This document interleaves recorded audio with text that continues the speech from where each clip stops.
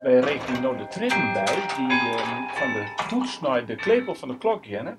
En doordat de temperatuur wat koud is, ben die tritten wat krompen en dan slaat de klepel nou al in de klok om. Instead dat het er een lietseindje van aanhangt.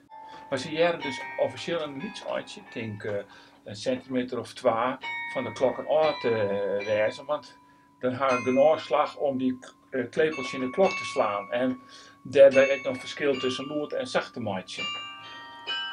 Ik heb voor jullie op het programma vooral wat popmuziek, want ja, David Bowie is een skofkelien, 2 pikkelien is die stoon.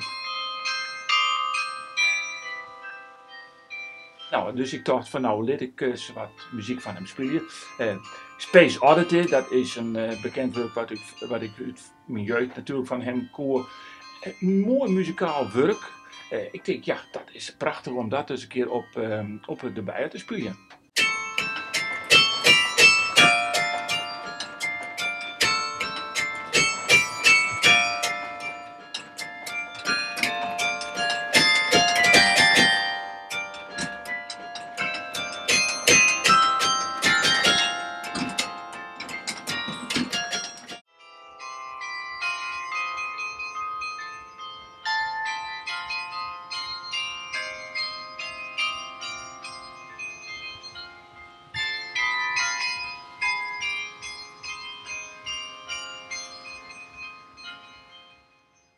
Dat is toch een heel formaat popmuzikant geweest, echt een cultfiguur.